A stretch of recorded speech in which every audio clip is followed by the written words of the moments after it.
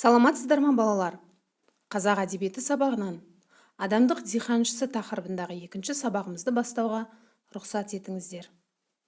Біз өткен сабақтарда Ахмет Байтұрсынұлының адамдық диханшысы өлеңімен таныс болған болатынбыз. Енді бүгінгі сабағымыздың мақсаты адамдық диханшысы өлеңіндегі кейіпкерлерді бүгінгі өмірмен салыстырып баға беру. Балалар, адамдық диханшысы деген өлең жолдарына тағы бір назар аударайықшы. Адамдық диханшысы қырға шықтым. Көлі жоқ, көгалы жоқ, құрға шықтым.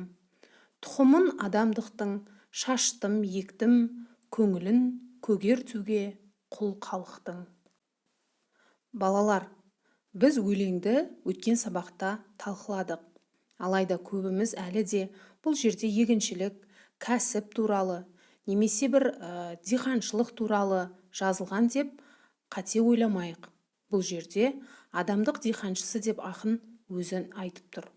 Ол көлі жоқ, көгалы жоқ деп, яғни дым құнары жоқ, әлі де көзін ашпаған надан халыққа өзінің адамдық диханшысы болып, соларға адамдықтың, білімнің, сауаттылықтың егінін егу үшін шыққандығын бейнелеп жеткізіп тұр. Және де тұқымын адамдықтың шаштым, ектім деген жолдарда осы адамдықты барынша халыққа жеткізуге, түсіндіруге тырысқандығын байқауға болады. Сондай-ақ соңғы өлең жолдарына назар аударсаңыз, көңілін көгертуге құл халықтың дейді. Бұл жерде балалар құл халық деп біздің қазақ елімізді айтып тұр. Сол кезде қазақ елі Ресейдің боданында болғандықтан, отаршылдықта болғандықтан, көп дүниеге өз еркімен қолы жеткізе алмағандықтан, мектептердің көптеп ашылуына мүмкіндіктер болмағандықтан, сауатын ашпағандықтан, Ахмет ағамыз ашынғандықтан, осы халықтың көңілін көгертсем деп сапарға шыққандығын беделеп жеткізіп тұр. Осы ретте балалар өлеңді мүмкіндігінше бейнелі мағынасынан дұрыс түсіне білейік. Балалар, енді бұл жерде адамдық диханшысы деп кімді айтып тұр? Әрине ақын өзін айтып тұр. Өзі білесіңдер, әрі педагог, әрі ақын, әрі мысал аудармашысы, яғни халықты сауаттандыру саласында көп жұмыс жасаған, алғашқы әліппенің негізін салған ақын екендігін білесіңдер.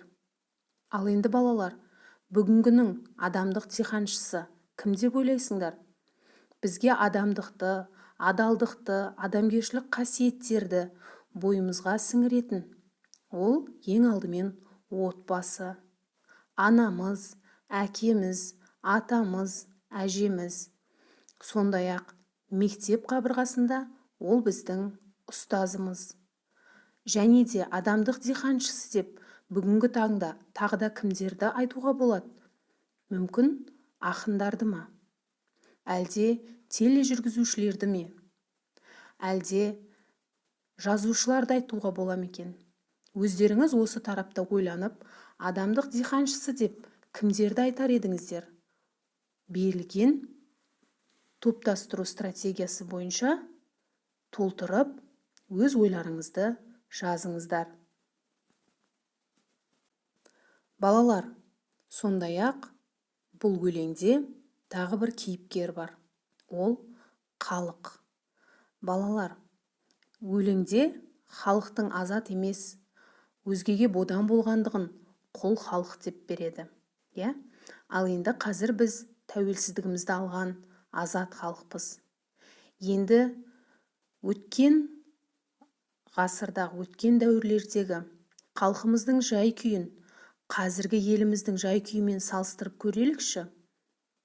Ең алдымен ол кезде оқуға, білім алуға мүмкіндігі болмады. Өз ойларын еркін жеткізе алмады. Ал қазіргі халықтың жағдайы қандай? Қазір орта білім алу тегін, білім алуға мүмкіндік көп. Жоғарғы оқу орнына егер жақсы оқысаңыз, кез келген мүмкіндікті пайдаланып түсуіңізге болады. Тіпті шет елде білім жалғастыра аласыз. Бұл азат елдің мүмкіндігі. Ал енді өткен тарихымызда құл халықтың өз билігі өзінде болмады. Ол боданда болғандықтан отаршылдықта күн кешті.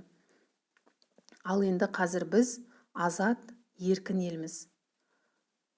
Енді осы екі кейіпкерді, яғни халықтың өткен өмірі мен бүгінгі өмірін салыстыра отырып, тағы қандай дүниелер жазуға болады деп ойлайсыңдар? Өз ойларыңды осы тұста дәптерге түсіріп жазып көріңдер. Азат халықтың қазіргі мүмкіндігі қандай? Қазіргі адамдыққа деген ұмтылысы қандай? Ал ол кездегі халықтың мүмкіндігі қандай болды? Осыны да саралап көріңіздер. Балалар, сондай-ақ төмендегідей жұптық жұмыс жүргізіп көрелік. Бұл өте керемет жұптық жұмыс болады деген ойдамын. Адамдық диханшысы өлеңінде ақын бізді адамдық қасиеттерге, адамгершілік қасиеттерге үндеп шақырып тұр. Сол сияқты біз өзімізге рефлексия жасап көрейік. Менің қандай жақсы қасиеттерім бар? Және де менің қандай жаман қасиеттерім бар? Әр адам өзінің жақсы қасиеттерін дамытып, жаман қасиеттермен күресетін болса, онда ол міндетті түрде жақсы адамның қатарынан болады. Осы ретте өзіңіздің жақын досыңызбен, немесе өзіңізге сырлас анаңызбен, әпкеңізбен жақсы қасиеттеріңіз туралы ой бөлісіңіз. Және де қандай жаман қасиеттеріңізбен күресіп жүрсіз, соны айтыңыз. Міне, балалар, тапсырмалар осындай. Енді бүгін осы жоғарыда айтып өткенімдей, әр адам жақсы қасиетін дамытатын болса, онда оның жақсы адам атануы шүбәсіз. Сондықтан мен бүгін ғаламтордан алған Жұматай Оспанұлының мына өлең жолдарымен сабақты аяқтағым келеді. Жақсы адамдар. Сендер аман болыңдар, жақсы адамдар. Жақсы адамдар бұзылмас тас қамалдар. Табаныңның астында жатады әлі, пенделіктен өресі аспағандар. Жақсы көрем сендерді, жақсы адамдар. Жүрегіңде өйткені әппақ ар бар. Сендер жайлы шырқалар асқақ ән бар. Күйіп кетсін көре алмас пәтшағарлар. Жақсы көрем сендерді мен неліктен. Мінезіңмен мызғымас ерге біткен. Адамдықтың алдында аласарып, биік тұрған қашанда пенделіктен. Жақсы көрем сондықтан мен сендерді. Менде бір сәт көтеріп еңсемденді. Сендер салған адамдық ардың жолын болашаққа көрсетіп берсем болды. Сендер жайлы шырқалар асқаған бар. Күйіп кетсін көре алмас пәтшағарлар. Сендер аман болыңдар, жақсы адамдар. Қарап өссін сендерге басқа жандар. Балалар, барлығымыз жақсы адам бола білейік. Сабақ аяқталды, сау болыңыздар.